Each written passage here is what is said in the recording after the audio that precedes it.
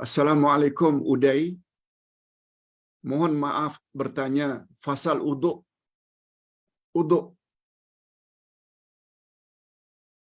Saya ada sedikit musibah di ibu jari kaki. Ibu jari ada musibah. Maknanya sakit. Kulit seperti melecur. Kata dokter, akibat geselan. Apabila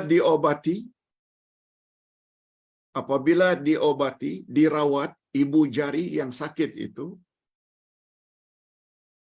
ia mesti dibalut dengan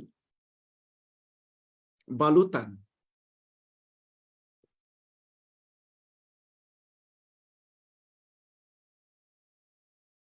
Untuk convert dan elak jangkitan. Diperban. Dibalut.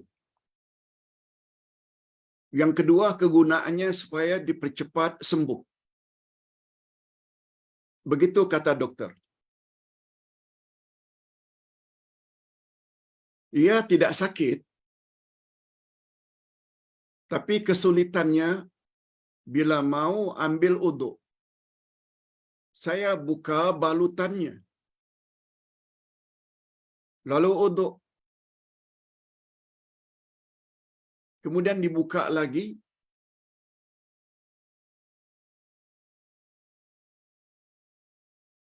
Dibuka lagi balutannya. Kemudian uduk lagi. Kemudian balut lagi. Begitulah sekian lama. Dokter kata, masalah ini biasanya ambil masa lama untuk sembuh. Dia sangat bergantung atas immunity diri. Maaf Pak Ustaz, soalannya,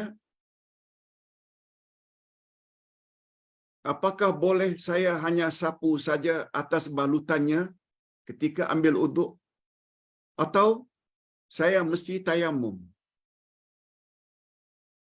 Sebenarnya pertanyaan seumpama ini Ustaz sudah jawab sebelum ini.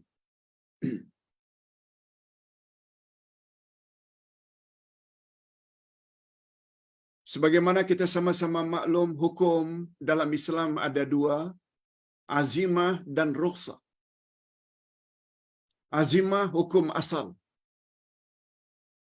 Rukhsah pula hukum kelonggaran atau keringanan. Pertanyaan semacam ini memang selalu muncul.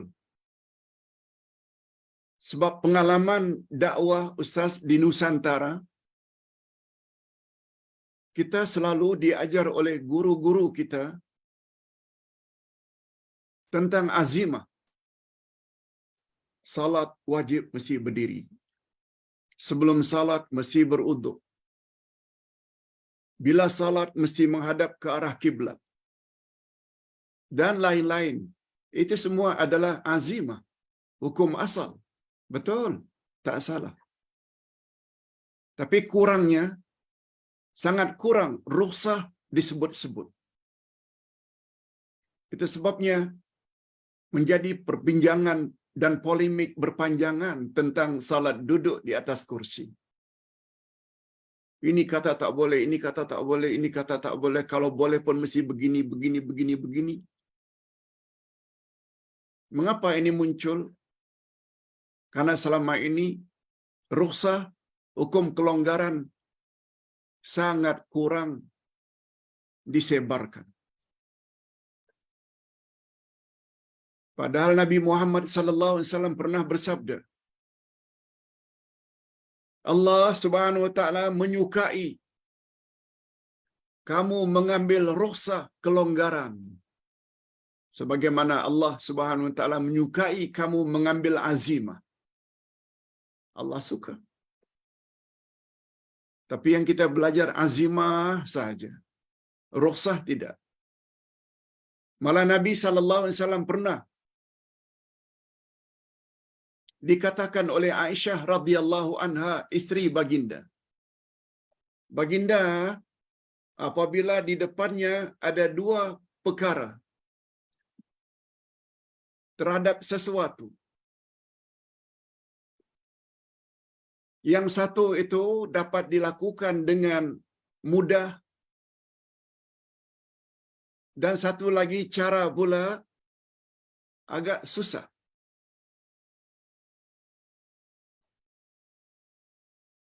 Jika ada dua pilihan itu, Nabi akan pilih mana yang lebih mudah. Bukan yang Nabi pilih mana yang lebih susah. Cuma tambahan Nabi, selagi dia tidak membawa dosa. Nabi akan pilih mana yang mudah selagi dia tidak membawa dosa. Apa contohnya?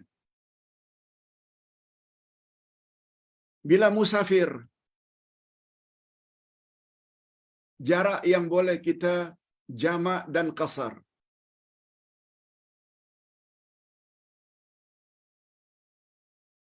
Walaupun ada kemudahan untuk salat 4 rakaat setiap waktu. Kalau di Malaysia, sekian puluh kilometer ada R&R.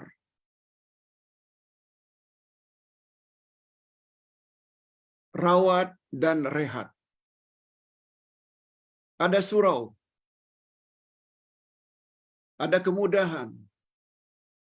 Kita boleh buat salat zuhur pada waktunya 4 rakaat.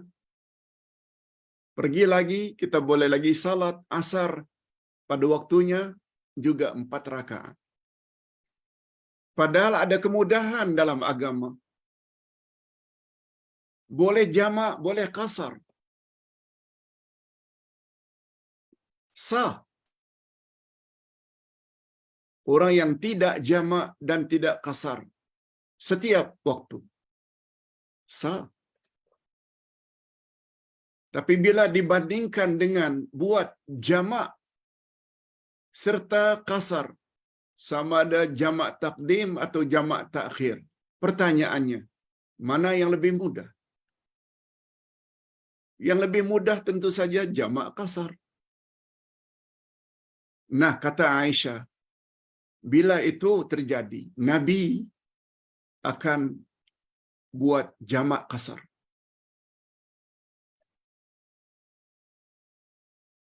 Tapi kita pula mengatakan, tak, buat setiap waktu 4 rakaat. Tanpa jamak, tanpa qasar. Ditambah pula, itu adalah lebih afdal. Allahu Akbar. Nak buat contoh. Kembali kepada persoalan tadi. Jika kamu berhalang untuk beruduk karena tidak ada air atau karena sakit, kamu boleh ganti dengan tayamum.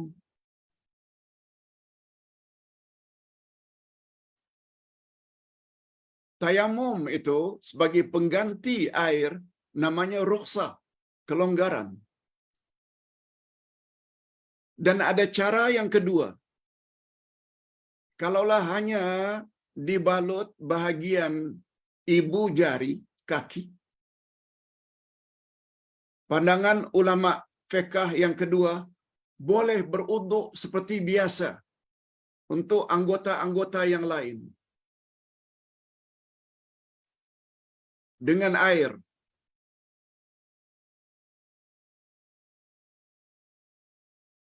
Tapi bila sampai ke bahagian kaki, kaki yang tidak dibalut, umpamanya kaki kanan, basuh seperti biasa. Dan untuk kaki kiri, karena ada balutan, kita basahkan bahagian yang tidak dibalut.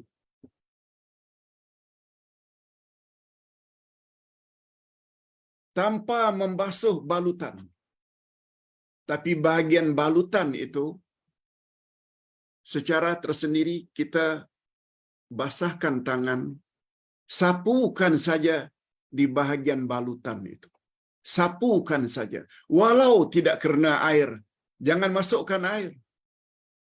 Jangan. Bahagian balutan saja. Nah, andai kata balutan itu sampai setengah telapak kaki, bahagian itu sapu saja. Bahagian yang lain itu sampai buku lali, itu dikenakan dengan air. Bahagian balutan itu, sama ada balutan atau simin, cukup dibasahkan tangan tanpa tampung air, sapu saja. Sudah memadai. Jadi kepada yang bertanya, khasnya, Anda ada dua pilihan. Sama ada tayamum, cukup muka dengan tangan saja hingga pergelangan. Sebagai pengganti wudu, pembezanya niat saja. Malah tayamum juga boleh pengganti mandi wajib. Anggota yang disapu dengan tanah sama saja, muka dan tangan. Pembezanya adalah niat. Kalau untuk wudu, kita selalu niat mengangkat hadas kecil. Kalau untuk pengganti mandi wajib, mandi junub, kita selalu gunakan mengangkat hadas besar. Wallahu a'lam. Mudah-mudahan ada manfaatnya. Ustaz kira cukup sampai di sini dulu. Jangan lupa